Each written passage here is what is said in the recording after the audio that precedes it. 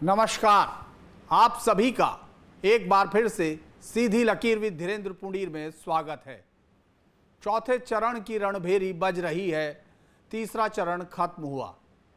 मतदान प्रतिशत तमाम कोशिशों के बावजूद पहले के मुकाबले कम दिख रहा है। हालांकि आंकड़े आने हैं, फाइनल आंकड़ों के बाद ही कहा जाएगा, लेकिन यूपी में तो अभी तक 2.5% के करीब कमी दिख रही है। कुछ राज्यों में ज़रूर ऐसा लग रहा है कि जैसे मत प्रतिशत आगे बढ़ाओ, लेकिन ज़्यादातर में ये कम होता हुआ दिख रहा है। और ज़्यादातर में अगर आप बिहार देखें, वहाँ भी कम हुआ, उत्तर प्रदेश भी कम हुआ। और इस पूरे चुनाव की जो गर्मी है वो आपको दिख रहा है। नेताओं के बयानों को आप महसूस कर सकते हैं, चाहे वो विपक्ष हो या फिर सत्ता पक्ष। प्रधानमंत्री नरेंद्र मोदी भी किसी एक भी बात को जाया नहीं होने दे रहे। विपक्ष की तरफ से जो भी एक भी हमला होता है तो प्रधानमंत्री नरेंद्र मोदी उसको पकड़ लेते हैं और फिर अपने जो मतदाता हैं उनमें जोश भरने की कोशिश कर रहे हैं। लगातार पूरी कोशिश के बावजूद मत प्रतिशत का ये कम होना एक तरफ इशारा कर रहा है कि इसमें राजनीतिक समीक्षक, प्रेक्षक और तमाम पत्रकारों के लिए जरूर जहनी कसरत हो रही है। आखिर किसकी तरफ ये जो कम प्रतिशत है, इसकी चोट या इसकी जो फायदा है वो किसकी तरफ जाता हुआ दिख रहा है? हर के पास अपने अपने जवाब होंगे। आपने पहले 3 चरण, जिसमें लगभग आधा चुनाव खत्म हो चुका है, ये फैसला हो चुका है कि कौन सत्ता के करीब पहुंच रहा है। और चौथा चुनाव होगा तो लगभग काफी बड़ी संख्या में सीटें, लगभग 380 के करीब सीटें तब तक खत्म हो चुकी होंगी। 10 राज्यों में होना है चौथा चरण और उसमें 96 सीट हैं। उसमें बहुत इंपॉर्टेंट सीट हैं, यानी वो चेहरे जिन पर देश की निगाहें हैं वो इस पूरे फेज में आएंगे। उत्तर प्रदेश की बात करें तो पूर्व मुख्यमंत्री अखिलेश कन्नौज की उस सीट को वापस हासिल करने के लिए उतरेंगे जिसको उनकी पत्नी ने खो दिया था बीजेपी के हाथों पिछली बार। इस वाले चरण की बात करते हैं तो ये वो चरण है 7वें फेज में से जिसमें पूरी की पूरी सीट बीजेपी को मिली थी और विपक्षी गठबंधन यहां अपनी एक सीट नहीं जीत पाया था। ये तो और बात है, अगर हम 3 सीटों को छोड़ दें तो बाकी 10 सीटों पर, चूंकि उत्तर प्रदेश में 13 सीटों पर चुनाव है तो 10 सीटों पर तो जीत का अंतर 12 से 33% तक था, यानी विशाल जीत का अंतर था। लेकिन मत प्रतिशत अब किसी को भी सहज रहने नहीं दे रहा है। मत प्रतिशत की कमी तमाम लोगों को अपनी अपनी जीत और दूसरे की हार का दावा करने का सहारा दे रही हैं। वहीं पत्रकार भी अपनी इच्छा अनुसार उसको बता पा रहे हैं, वो जैसा समझ रहे हैं वैसा बता रहे हैं। और मुझे 2019 के चुनाव के वो दौर याद आ रहे हैं जब कुछ पत्रकारों के मुताबिक बीजेपी 120, 40, 30 सीटों से ऊपर नहीं जा रही थी। इस तरह के बयान या दूसरे तमाम बहुमत पे आ रहे हैं।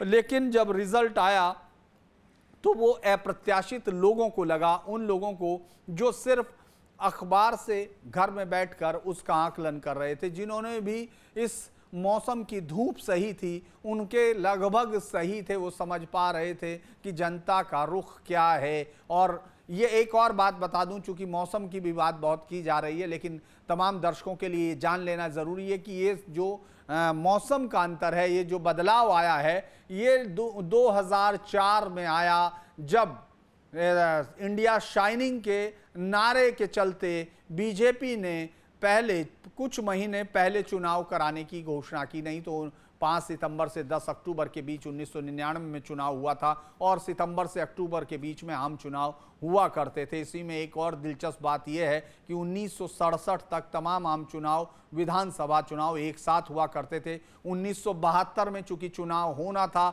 67 के बाद, लेकिन श्रीमती इंदिरा गांधी ने उसको 1971 में करा दिया था, तो उससे राज्यों का और आम चुनाव का रिश्ता टूट गया था। तो ये अलग अलग समय है जिस पर अलग अलग बातें हो सकती हैं। लेकिन अब तीसरे चरण से चौथे चरण के बीच ये जो नेताओं की जुबानी जंग है, क्या इससे किसी को इशारा मिल रहा है? क्या ये बताने की कोशिश हो रही है कि कौन जीत रहा है, कौन हार रहा है? क्या हारे हुए लोगों की बयानों में तुलसी आ रही है या फिर जीत रहे हुए लोगों के बयानों की ऊर्जा बढ़ रही है? इस पर बातचीत करने के लिए कल और आने वाले कल के लिए। दोनों पर बातचीत करने के लिए मेरे पास एक वरिष्ठ पत्रकारों का समूह है। मेरे साथ हैं वीरेंद्र भट्ट जी, जिनको आप जानते हैं, 4 दशक की पत्रकारिता और एक लंबा अनुभव। स्वागत है वीरेंद्र जी मेरे साथ।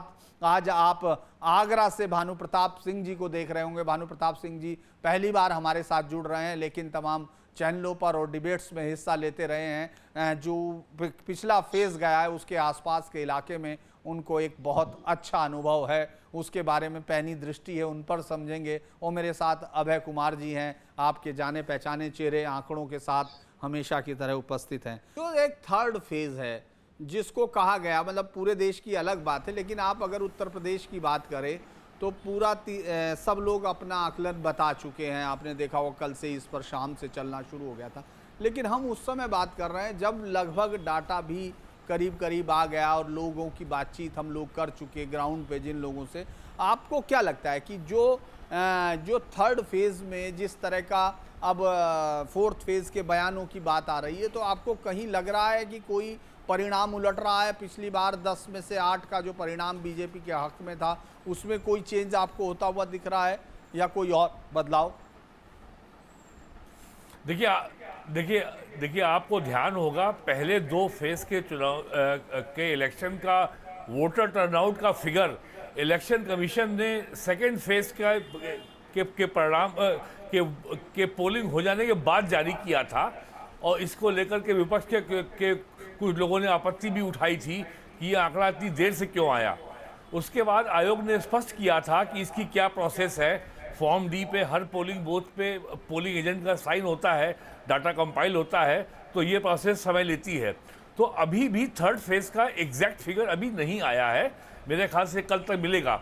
और जहाँ तक यूपी में टर्नआउट की बात है, तो आप अगर देखें करीब 26 मार्च से लेकर के कल तक यूपी के मुख्यमंत्री योगी आदित्यनाथ जी ने 100 से अधिक प्रबुद्ध सम्मेलन और जनसभाओं को संबोधित किया है। और इसमें अमित शाह की, राजनाथ सिंह की, प्रधानमंत्री नरेंद्र मोदी की और जेपी नड्डा की बैठकें की इलेक्शन मीटिंग शामिल नहीं है। उसके अलावा जो यूपी के अन्य नेताओं ने जो इलेक्शन मीटिंग की है, जो जनसंपर्क किया है, जो कैंपेन किया है, वो शामिल नहीं है। यानी भारतीय जनता पार्टी ने वोटर्स को मोबिलाइज करने के लिए जो उनका अपना स्टैंडर्ड प्रोसीजर है, उसके अनुसार उन्होंने अपने परिश्रम करने में कोई कसर नहीं छोड़ी है। वहीं आप अगर देखें तो जो विपक्ष है तो उसकी ओर से केवल कैंपेन किया है राहुल गांधी ने। अभी तक यूपी में राहुल गांधी ने एक मीटिंग नहीं की है, अखिलेश यादव ही सब कर रहे हैं अकेले। तो ये कोई मानने का आधार नहीं लगता कि भारतीय जनता पार्टी का वोटर नहीं निकला। और दूसरी बात है कि मौसम की बात तो में बहुत दम नज़र नहीं आता। जैसे आज का ही टेम्परेचर लें तो औसत टेम्परेचर जो है 38 से 40 के बीच में है पूरे यूपी में, लखनऊ में 38 है। तो मौसम ऐसा प्रतिकूल नहीं है। और दूसरी बात जो हम लोग जो ध्यान नहीं दे पा रहे हैं, 2019 से जब हम तुलना करते हैं तो 2019 में मतदाताओं में जोश भरने वाला एक मुद्दा था पुलवामा कांड। पुलवामा कांड फरवरी 2019 में पाकिस्तान आतंकवादियों ने पुलवामा के पास करीब 40 सीआरपीएफ के जवानों की एक विस्फोट से हत्या की थी। तो उससे माहौल बहुत गर्मा गया था। उसको लेकर के विपक्ष ने तमाम तरह के आरोप लगाए थे। और अभी जो हाल में घटना हुई है अनंतनाग में, उसको लेकर जिसमें एयरफोर्स का एक व्यक्ति मारा गया है, उसको लेकर के भी पंजाब के भूतपूर्व मुख्यमंत्री चन्नी ने बहुत ही विवादास्पद बयान दिया है, उसको स्टंटबाजी बताया है। और उसको लेकर के आज कांग्रेस के पंजाब के प्रदेश अध्यक्ष ने भी बहुत ही एक विवादास्पद बयान दिया है और उसकी खिल्ली उड़ाई है। तो अब की बार जो है, चूंकि विपक्ष कहीं कंटेस्ट में नहीं है, विपक्ष कहीं जो है सरकार को या बीजेपी को कड़ी चुनौती देने में सक्षम दिखाई नहीं पड़ रहा है। 2019 में समाजवादी पार्टी, बहुजन समाज पार्टी, राष्ट्रीय लोकदल का अलायंस था और डायरेक्ट कॉन्टेस्ट था लगभग सभी सीटों में। और अब की बार ऐसा नहीं है। अब की बार तो ज़्यादातर सीटों में 3 बड़े उम्मीदवार हैं, समाजवादी पार्टी है, बहुजन समाज पार्टी है और बीजेपी है, और 17 सीटों पर कांग्रेस भी है। तो और ये आम राय आ रही है कि साहब ठंडा है चुनाव। यही हाल गुजरात में भी है, वहाँ भी ठंडा है, कोई वहाँ कंटेस्ट ही नहीं है। तो ओवरऑल अभी तक तो जो आंकड़ा उपलब्ध है उससे तो ये साफ स्पष्ट है कि 2% से ज़्यादा करीब वोट कम हुआ है। लेकिन ये अभी फाइनल फिगर नहीं है, ये अभी आएगा और जैसे जैसे कैंपेन पिक करेगी और चौथे फेज में भी एक महत्वपूर्ण सीट है, खास करके ये इटावा है, कन्नौज है, कानपुर है। तो मेरा ख्याल है कि जो बाय एंड लार्ज जो टर्नआउट है जैसा रहा है वो वैसा ही रहेगा और इसमें किसी किस्म के एक नया विमर्श खड़ा करने की कोशिश कि बीजेपी का मतदाता उदासीन है या कोई राम मंदिर का कोई प्रभाव नहीं है, ये विमर्श खड़ा करने की कोशिश एकदम निरर्थक होगी, क्योंकि विपक्ष की ओर से आप देख रहे हैं लगातार मतदाताओं को कंफ्यूज करने के लिए, भ्रमित करने के लिए एक ना एक षड्यंत्र किया जा रहा है। आज जिस तरीके से सैम पेट्रोडा ने पश्चिम भारत के लोगों को अरब का वंशज बताया है, दक्षिण भारत के लोगों को अफ्रीकन बताया है, नॉर्थ ईस्ट वालों को चाइनीज़ बताया है और हमें आपको बताया है कि हम लोग बड़े निकट हैं अंग्रेज़ों के। तो जिस तरीके से उन्होंने भारतीय सभ्यता, भारतीय राष्ट्रवाद, इंडियन स्टेट, इंडियन नेशनहुड की बुनियाद पे ही जो चोट की है, इससे स्पष्ट हो जाता है कि कांग्रेस की क्या मानसिकता है और वो क्या करना चाहती है और वो देश में किस तरह का रोज़ एक नया वितंडा खड़ा करके वो चुनाव में मतदाताओं को भ्रमित करने, उनमें कन्फ्यूज़न पैदा करने के अलावा और अभी तक कुछ कर नहीं पाई है। और इस सब का फ़ायदा कितना मिलता है कांग्रेस को, ये रायबरेली और अमेठी में पोलिंग जो होगी 5वें फेज में, वो हमें सामने आ जाएगा।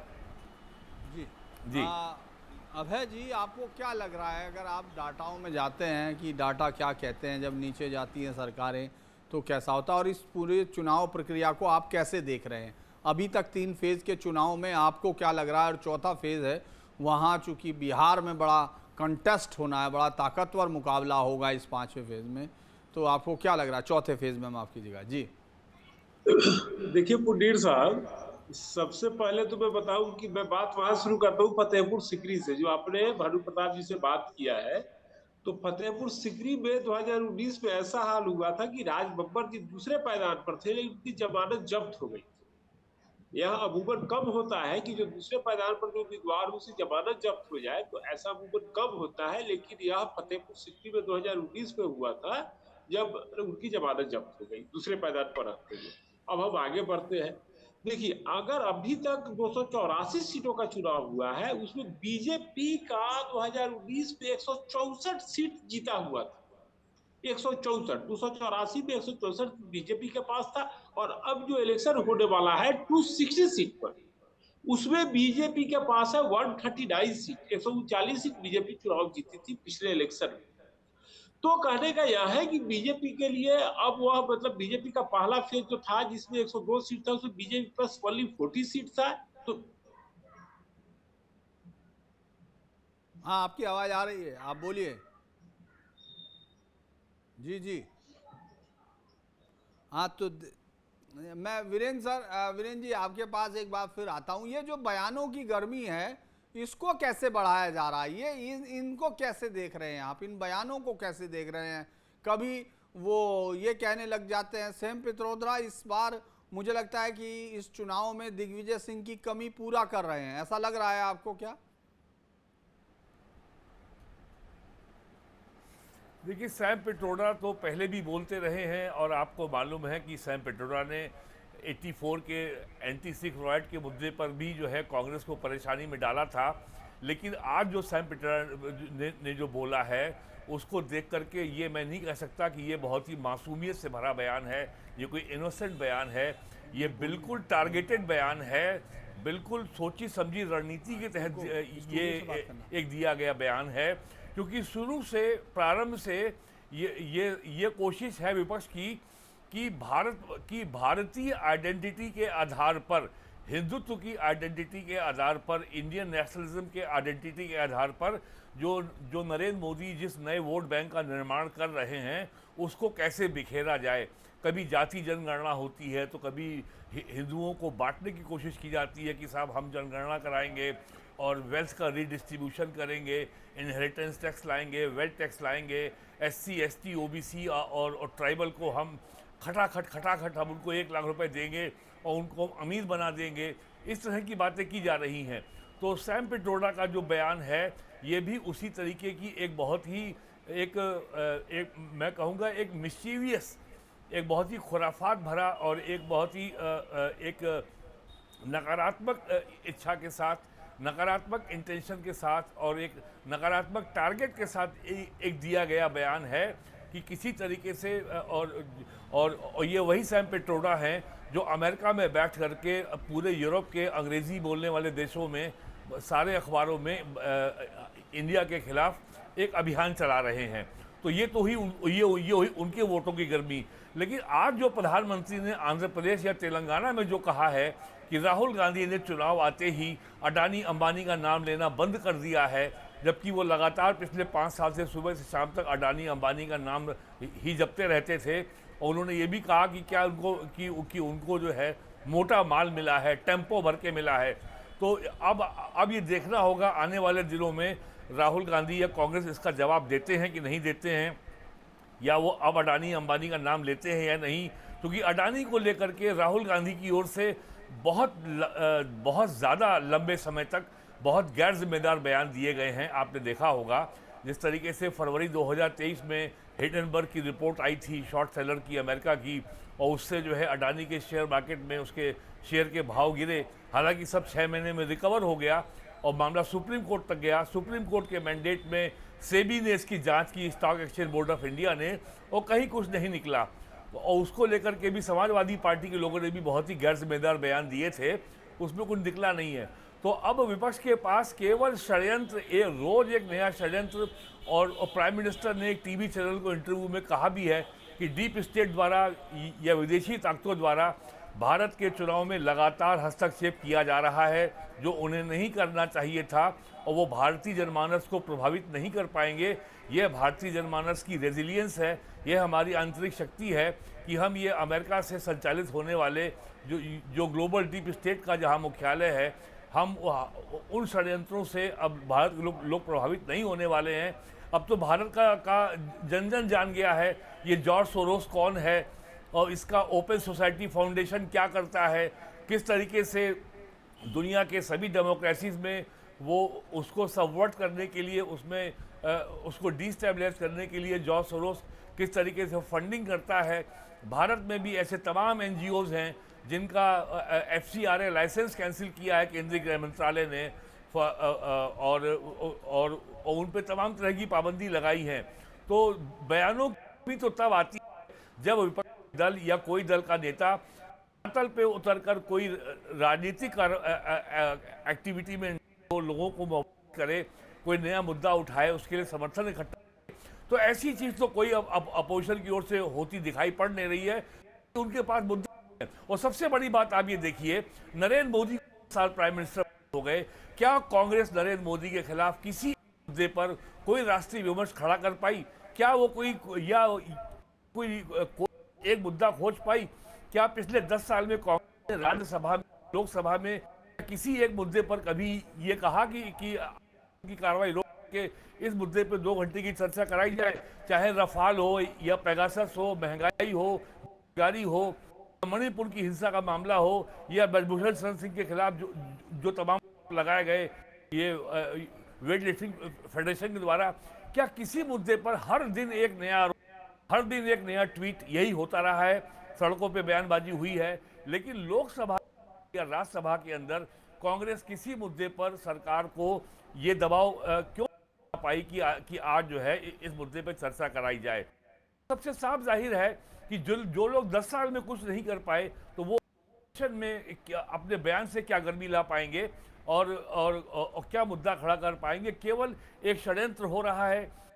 सर्वर से दिल्ली और नोएडा के 100 स्कूलों में मेल आ जाता है कि के स्कूल में जो है बॉम्ब प्लांट किया गया है। कभी अहमदाबाद एयरपोर्ट पे मेल आता है कि यहाँ बॉम्ब प्लांटेड है। कभी जो है वोट जिहाद की बात आती है केंद्रीय मंत्री सलमान खुर्शीद के परिवार की महिला के द्वारा। तो रोज एक षड्यंत्र हो रहे हैं, हो रही है। कभी कोरोना की वैक्सीन को लेकर के कहा जाता है कि साहब कि 2 साल के बाद वो कंपनी कह रही है कि इसमें कुछ साइड इफेक्ट हैं, जबकि ये सामान्य बात भुला दी जाती है कि कोरोना वैक्सीन की अवधि केवल 6 माह के लिए थी।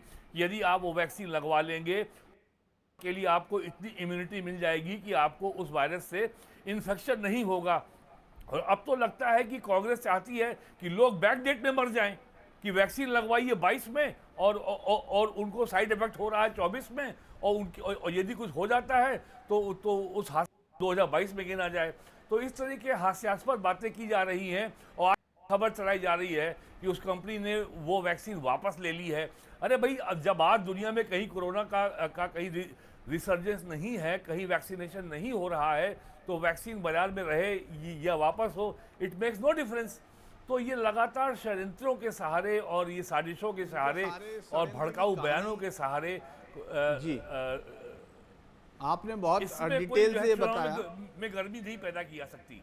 जी, मैं अभय जी के पास वापस जा रहा हूं जहां से उनका संपर्क कटा था। अभय जी, आप अपनी बात पूरी कीजिए और ये जो बयानों को कैसे देख रहे हैं, ये बताइए।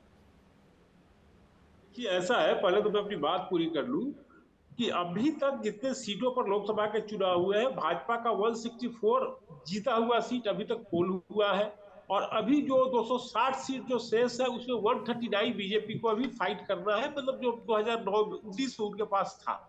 तो इस तरह अगर हम देखते हैं तो देखते हैं कि ऐसे क्या होता है। आपने दो बातें और कही, उसका भी मैं अपनी तरफ से, कि आपने कहा कि इलेक्शन ठंडा है, 2% कब वोट हो रहा है या वोटिंग कब हो रहा है।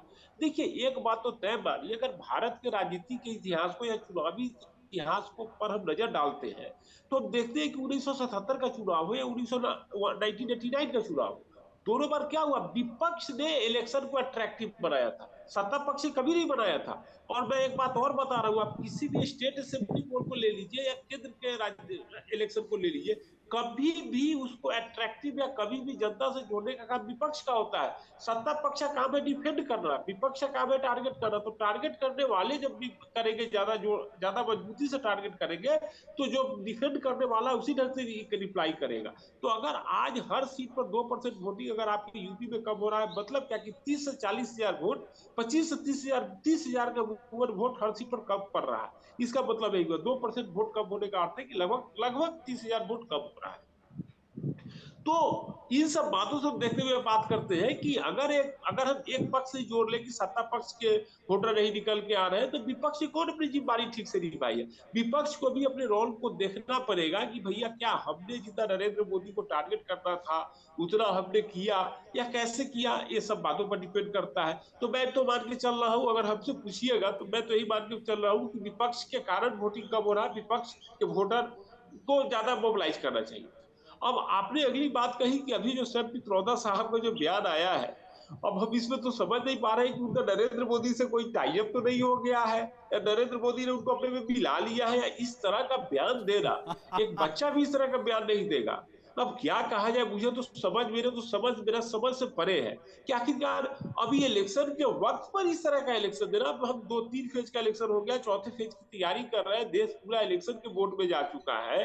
उनको कौन सी उनके अंदर में कौन सी भूत छब आ गई है, बीजेपी के प्रति प्रेम आ गया है, कौन सी ऐसी बात आ गई, तब इनका अगर कंट्रोवर्शियल एक इतिहास रहा है। पता है, कुछ नेता लोग हैं कांग्रेस पार्टी के, मैं नाम क्या लूं, मतलब आपका इतना अच्छा चैनल है, नाम लेना थोड़ा ठीक नहीं लगता है। तो कुछ नेता है जिनका कंट्रोवर्सी क्या इतिहास रहा है, तो वो अगर देते हैं तो लगता है चलो भैया इनकी तो आदत है। सैम पित्रोदा साहब का तो ऐसी कोई आदत भी नहीं रही है। सैम पित्रोदा साहब को अगर पिछले 1 महीना या कुछ समय के बयान को छोड़ देते तो अच्छा इतिहास रहा है, जहां तक हम लोग सैम पित्रोदा साहब को जानते हैं। तो पता नहीं उनको किसने मैनेज कर लिया है या किस ढंग से वो कर रहे हैं, ये तो मेरे भी समझ से बाहर की बात है, या ठीक तो है, मेरे समझ में मैं नहीं आ एक बार रही है। बयान सुनवाता हूं और फिर जाता हूं भानु जी के पास। भानु जी, मुझे ये समझना है कि जो कल मंदिर सही नहीं बना है ना, फिरोजाबाद में वोटिंग हो रही है, तमाम जगह वोटिंग हो रही है, ये क्या चक्कर है? आपको लगता है कि इस बार कुछ ज्यादा उत्साह आ गया था क्या विपक्ष में? ये 10 सीटों पे इनमें कोई उम्मीद जग गई है क्या? सर ऐसा है, ब्रज क्षेत्र की समाजवादी पार्टी और भाजपा में हमेशा झगड़ा होता रहा है। फरीदाबाद की बात करें तो यहाँ से पार्टी के बड़े नेता के सुपुत्र मैदान में हैं, और फरीदाबाद सीट पर मुस्लिम वोटर निर्णायक भूमिका भी निभाता है। तो बसपा ने यहाँ से खड़ा किया था मुस्लिम वोटर चौधरी बशीर, जो आगरा के रहने वाले हैं, बड़े विवादित व्यक्ति हैं। उन्होंने पहले एक वीडियो जारी किया कि मुसलमान बहुत समझदार हो गए हैं और खुलकर मुझे वोट दे रहे हैं। पर मुसलमानों ने वोट दिया सैफई परिवार को, समाजवादी पार्टी को। फिर उन्होंने दोपहर में एक वीडियो जारी किया कि लगता है मुसलमान अल्लाह से नहीं डरते हैं, वो सैफी परिवार से डरते हैं। ये अच्छा मौका तो उन्होंने गंवा दिया। तो मुस्लिम वोट को एकजुट करने के लिए प्रोफेसर रामगोपाल यादव ने जो बात कही है उनको कहने की मजबूरी थी, लेकिन इसका जवाब भी मुख्यमंत्री योगी जी ने कस के दिया। और शुरुआत क्या, पहले चरण से ही कहीं न कहीं इस चुनाव में हिंदू और मुसलमान ये दो शब्द खुलकर आ गए। मुसलमानों को आरक्षण दे देंगे, ये संविधान बदल देंगे, हिंदुओं को ये किया जाएगा।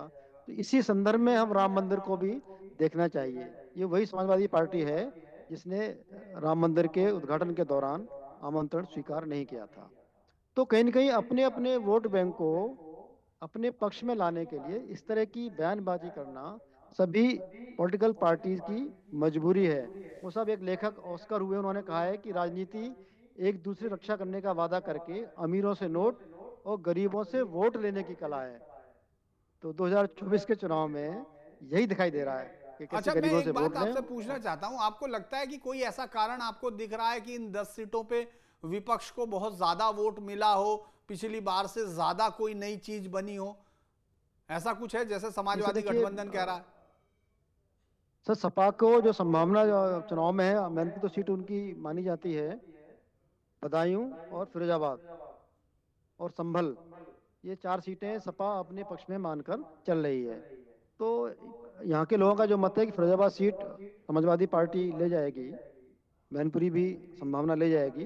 लेकिन भाजपा के लोगों से मेरी बात हुई थी आज सुबह, तो वो कह रहे हैं कि हम 10-15 हज़ार के आसपास से चुनाव जीतेंगे या हारेंगे मैनपुरी में और फिरोजाबाद में और बदायूं में। तो समाजवादी पार्टी को बड़ी भारी आशा है सीटें हम जीतेंगे। लेकिन इस चुनाव में 2019 की अगर बात करें तो उस चुनाव में जातिगत बंधन टूट गए थे, जातिवादी वोटिंग जातिवाद के आधार पर नहीं हुई थी। लेकिन 2024 के चुनाव में जातिवाद बिल्कुल सिर चढ़कर बोल रहा है कि मेरा प्रत्याशी मेरी जाति का प्रत्याशी, इस आधार पर वोटिंग हुई है।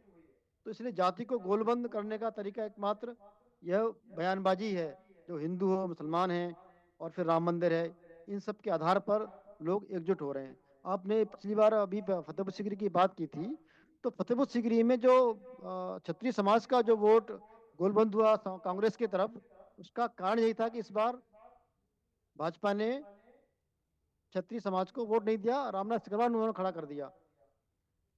और एक बात और था फतेहपुर सीकरी के बारे में भाई साहब, कि भाजपा के नेताओं को यह बड़ा भारी कष्ट है, दर्द है कि एक जो कल तक छोटा सा कार्यकर्ता था आज भाजपा का राष्ट्रीय नेता कैसे बन गया है।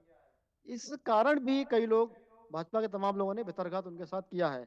फिर भी पार्टी को यहाँ से बहुत बड़ी जीत की नहीं, लेकिन छोटी जीत की जरूर आशा है और इस बात का सभी लोग अनुमान लगा भी रहे हैं भाई साहब। जी जी, मैं आगे जाता हूं। मैं सर वीरेंद्र जी, अगर हम लोग इस फौज को भी देखें जिसमें टैनी है, अजय मिश्र टैनी है, 10 की 10 सीटें जीत के दी उन्होंने लोकसभा में। अगर आप देखेंगे वहां, वो विधानसभा में, माफ कीजिएगा, विधानसभा में।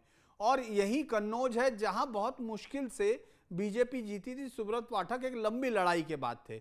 आपको इस फेज में, चूंकि चौथे फेज में जो सबसे बड़ी लड़ाई वो जो हो रही है वो इन सीटों पे हो रही है। हालांकि सीट तो बहुत इंटरेस्टिंग देखने वाली, हमको लगता है हैदराबाद भी होगी, वो भी इसी फेज में है, क्योंकि 25 सीट आंध्र प्रदेश की सारी इसी सीटें में है, जिसमें से कई सारी चीज़ों पर बहुत अच्छे चुनाव हो रहे हैं। तेलंगाना की 17 की 17 सीटें हैं जहां कांग्रेस को लगता है कि वो ताकतवर है, लेकिन बीजेपी वहां साथ के साथ तमाम सर्वे में आ रहा है कि नंबर 2 है। और बीआरएस ने अपना समय, मतलब जो एक वो है, वो खत्म कर दिया। वो प्रधानमंत्री नरेंद्र मोदी की चुनौती बनते बनते वो अब पंचायत चुनाव या वार्ड मेंबर की चुनाव की तरफ बढ़ गए हैं। अगर हम लोग तेलंगाना की बात करते हैं, आपको लगता है उत्तर प्रदेश का ये जो बहुत बेहतरीन चुनाव हो रहा है, इसमें ये जो 2 सीटें हैं, क्या इस पूरे मध्य उत्तर प्रदेश और रुहेलखंड का कुछ हिस्सा, आपको लगता है कि इसमें कोई विपक्ष के लिए नया जातीय गठबंधन बनता दिख रहा है या कोई नई उम्मीद होती हुई दिख रही है? क्योंकि ये सारी की सारी सीटें, यानी 13 सीटें बीजेपी के पास थी। आपको लगता है कोई नई उम्मीद है वीरेंद्र जी? देखिए, जाति गठबंधन तो साफ साफ दिखाई पड़ता है जब विधानसभा चुनाव होता है। और लोकसभा में भी इसका ऐसा प्रयास होता है, लेकिन राष्ट्रीय लोकदल से बीजेपी का गठबंधन हो जाने के बाद और बहुजन समाज पार्टी के अलग लड़ने की वजह से इस तरह की जाति गोलबंदी इतनी कैटेगोरिकल तरीके से कहीं दिखाई नहीं पड़ रही है। फिर भी समाजवादी पार्टी के लिए जो 4 सीटें महत्वपूर्ण हैं कल के फेस में, वो है मैनपुरी, फिरोजाबाद और संभल और बदायूं में समाजवादी पार्टी वहाँ नंबर 2 पे ज़रूर है, संभल में भी नंबर 2 पे ज़रूर है, लेकिन शफीकुर रहमान बर्क जो करीब 85 से 90 साल के बीच के नेता थे, उनका भी हाल में देहांत हो गया। वो बहुत लंबे समय तक उस क्षेत्र से सांसद रहे, पहले विधायक रहे, अब उनका ग्रैंडसन है। तो और यही हाल फिरोजाबाद में है। तो समाजवादी पार्टी के मेरे आकलन के अनुसार केवल अगर उम्मीद करनी चाहिए वो केवल है मैनपुरी, और वो भी बहुत ही घटी हुई मार्जिन पे। नवंबर 2022 में समाजवादी पार्टी का विक्ट्री मार्जिन 2,20,000 या इससे अधिक था। तो अब की बार समाजवादी पार्टी इस मार्जिन से अगर जीत भी जाती है तो बहुत दूर रहेगी, और अखिलेश यादव के लिए भी जो चौथे फेस में जो बगल की सीट है मैनपुरी की, कन्नौज, वहाँ पे जहाँ चुनाव 13 मई को है, वहाँ पे अखिलेश यादव के सामने बहुत कड़ा मुकाबला है। तो समाजवादी पार्टी ने तो इतना ज़्यादा भ्रम खड़ा कर दिया है। एक तरफ वो बात करते हैं पीडीए की, पिछड़ा दलित अल्पसंख्यक, कभी बोलते हैं पिछड़ा दलित आदिवासी, कभी बोलते हैं पिछड़ा दलित, कभी महिला भी आ जाती है, और फिर वो बात करते हैं महंगाई और बेरोजगारी। तो अब महंगाई और बेरोजगारी, ये दो मुद्दे एक दूसरे को काटते हैं, कॉन्ट्राडिक्टरी हो जाते हैं, महंगाई, बेरोजगारी और जाति। तो जब एक ही पार्टी जब दो मुद्दे उठाती है, जब उन्हीं मुद्दों में कंपटीशन होने लगता है, तो अब ये मतदाता जो समाजवादी पार्टी का है वो जाति के आधार पे वोट दे रहा है या बेरोजगारी महंगाई के आधार पे वोट दे रहा है, ये बात पता करना बड़ा कठिन है। तो अंत में ये दिखाई पड़ता है कि और जैसा बिहार में भी आ रहा है कि लोग अंततः वोट जाति आधार पर ही दे रहे हैं, खास करके समाजवादी पार्टी के लोग। तो ये भी बड़ा एक अजीब सा जो है एक मामला कॉम्प्लिकेटेड हो गया है। और ये जब पोस्ट पोल स्टडीज आएंगी, जो कि एम्पिरिकल डाटा आएगा, जो बाकायदा धरातल से ज़मीन से जुड़ा हुआ डाटा आएगा लोगों से बात करके, तभी ये स्थिति स्पष्ट होगी कि समाजवादी पार्टी के लिए किस मुद्दे ने काम किया, जाति ने या जाति जनगणना ने, या महंगाई और बेरोजगारी ने, या जो और भी मुद्दे हैं, अग्निवीर है, जीएसटी है, नोटबंदी है, बहुत सारे मुद्दे वो उठा रहे हैं। तो कोई एक मुद्दा केवल अकेला डिसाइडिंग फैक्टर है, ऐसा कहना सिर्फ समाजवादी पार्टी के लिए थोड़ा अभी जल्दबाजी होगी। जी, मैं कुछ कहूँ उससे पहले बाइट सुन लेते हैं। प्रधानमंत्री मोदी और योगी जी ने भी जो कहा आज, वो बात।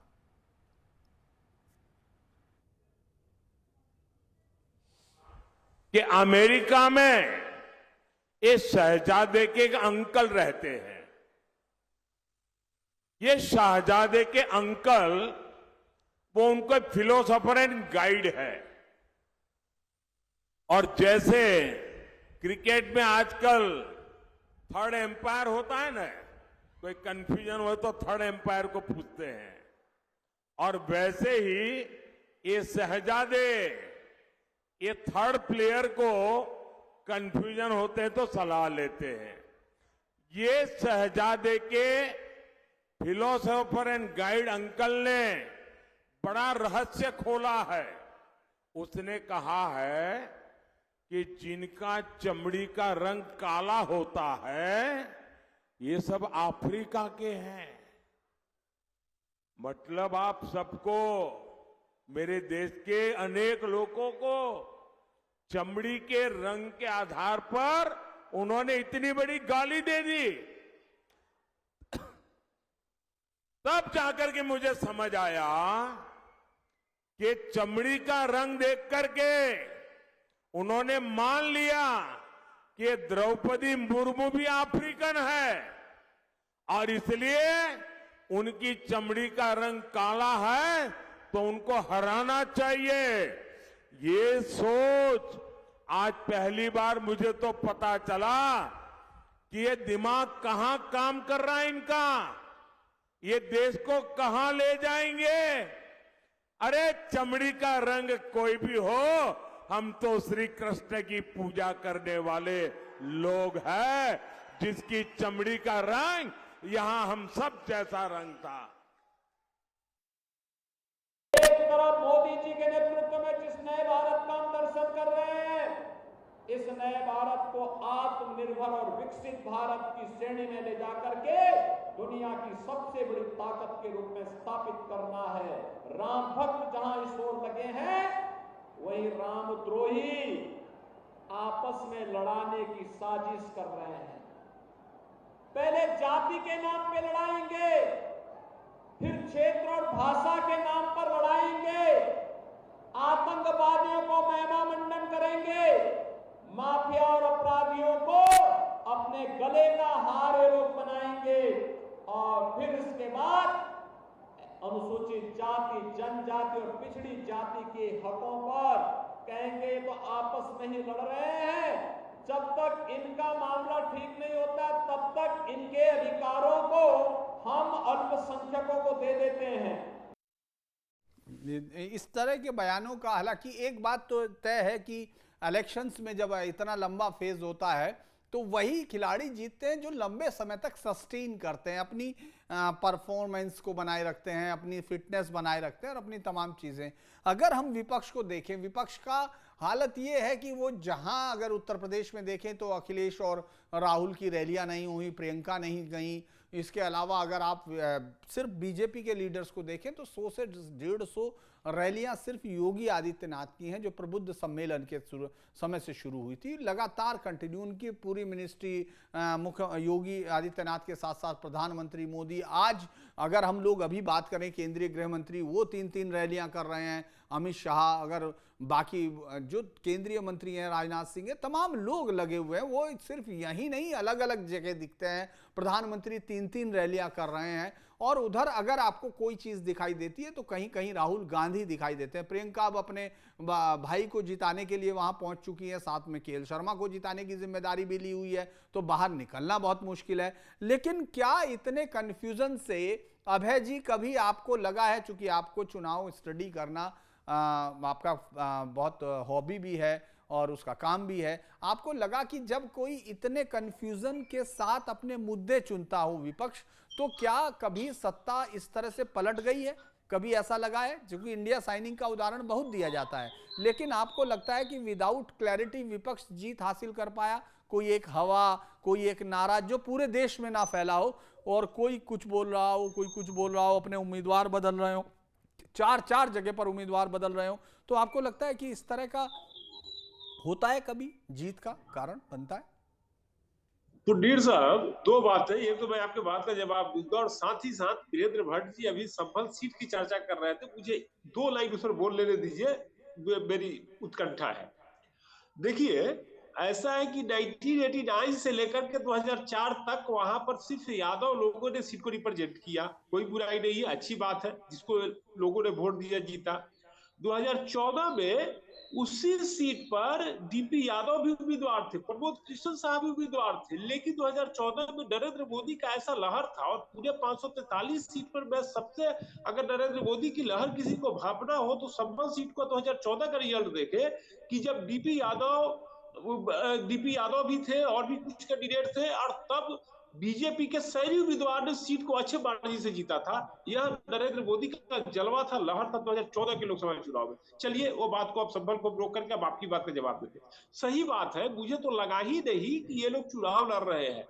सचमुच रिजल्ट जो है, मैं रिजल्ट पर कोई दावा नहीं कर रहा हूं, लेकिन ये लोग केवल ऑन गोइंग प्रोसेस का हिस्सा बन रहे हैं। जैसे कि इलेक्शन है तो चलो भैया कैंडिडेट की घोषणा कर दो, जाके नॉमिनेशन कर दो, थोड़ा प्रचार कर दो, लेकिन कहीं भी ढंग से अगर चुनाव लड़ने की बात है तो मुझे कहीं से भी विपक्ष, इंडिया अलायंस पूरे देश में और पूरे लगभग विपक्ष की बात कीजिए तो कहीं भी 1-2 जगह अगर छोड़ दीजिए, जैसे ममता बनर्जी चुनाव लड़ रही है, मजबूती से लड़ रही है, अपने लिए लड़ रही है, तो वो लोग को छोड़ दीजिए, तो वो लोग अपनी ममता बनर्जी लड़ रही है, लड़ती हुई दिख रही है। नहीं तो मुझे आपके राज्य में, उत्तर प्रदेश में या बिहार में भी, या बहुत सारे जगहों पर केवल ये लोग आउट गोइंग प्रोसेस का हिस्सा बन रहा है।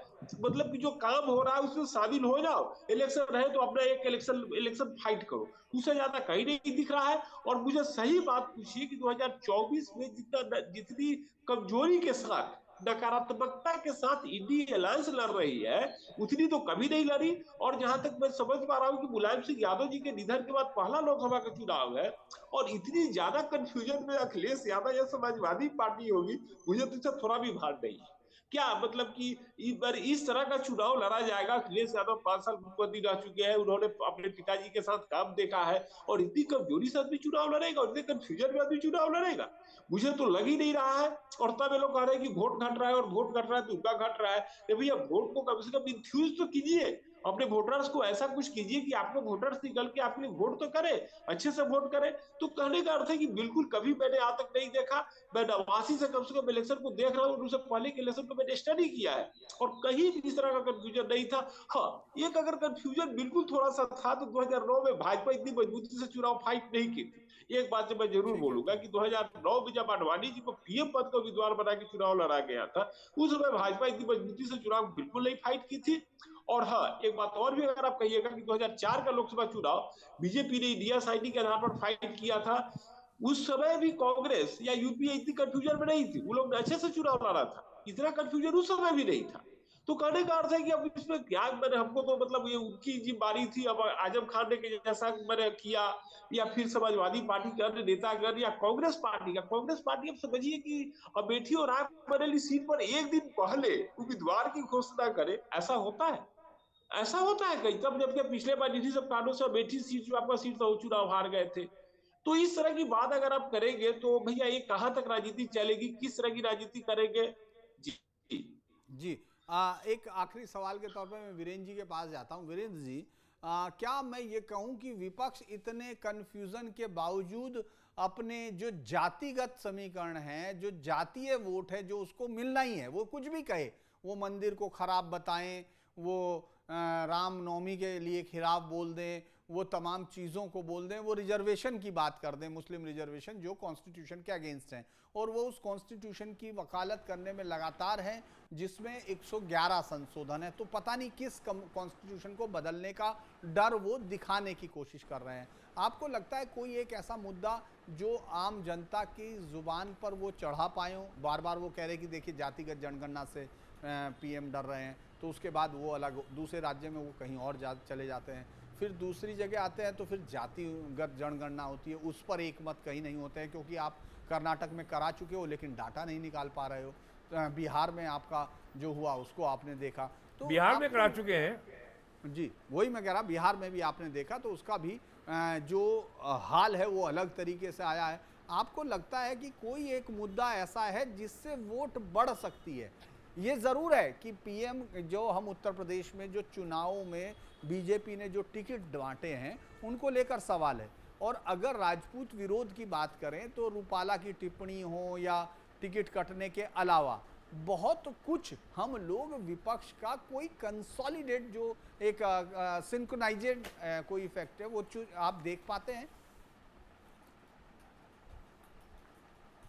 देखिए, मैं अगर एक सेफोलॉजिस्ट की बात को यहाँ मैं कोट करूँ तो उसके अनुसार चुनावी राजनीति में 3 स्तर होते हैं: दावा, वादा, इरादा। दावा होता है रूलिंग पार्टी का, वादा होता है अपोजिशन का, और इन दोनों के आधार पर इरादा होता है मतदाता का। ये चुनाव इतना अजीबोगरीब है कि यहाँ दावा भी बीजेपी का है, यहाँ वादा भी बीजेपी का है, और यहाँ इरादा भी बीजेपी का है 400 पार। तो अब आप इससे समझ लीजिए कि विपक्ष कहाँ है इस पूरी लड़ाई में। और मैंने तो 1980 में 1990 में अयोध्या की कार सेवा के दौरान पुलिस फायरिंग का दौर मैंने देखा। 1990 में मंडल आयोग लागू होने के बाद जो आंदोलन हुआ पूरे यूपी में और हरियाणा में, उस समय मुलायम सिंह यादव बोलते थे कि भाइयों मंडल लागू हो गया है, अब डीएम सीएम पीएम तीनों अपने होंगे, और भीड़ में हिस्टीरिया होता था। लालू यादव बोलते थे भूरा बाल साफ करो, भूमिहार राजपूत ब्राह्मण लाला साफ करो। तो आज ये अगर इनको लगता है कि वो जाति वो 1990 के दशक का मंडल आयोग के समय का जाति उन्माद आज पैदा कर सकते हैं, तो भाई साहब 34 साल बीत गए हैं। अब लोगों की कास्ट आइडेंटिटी में बहुत फ़र्क आ गया है, वो अब आगे बढ़ चुके हैं। और भारतीय जनता पार्टी की सरकार के दौरान जो तमाम लोगों को कल्याणकारी योजनाओं का लाभ मिला है, उसके चलते भी जाति की अपील अब बहुत कम हो गई है। और जहाँ तक जाति की अपील है तो उसका आधार सेंस ऑफ एंटाइटलमेंट है, अधिकार है। यानी कि समाजवादी पार्टी के वोट बैंक में कि सत्ता में हमें आना है, हमें सरकारी नौकरी चाहिए, हमें दरोगा बनना है, पुलिस की नौकरी चाहिए, इसलिए हमको सत्ता में आना है।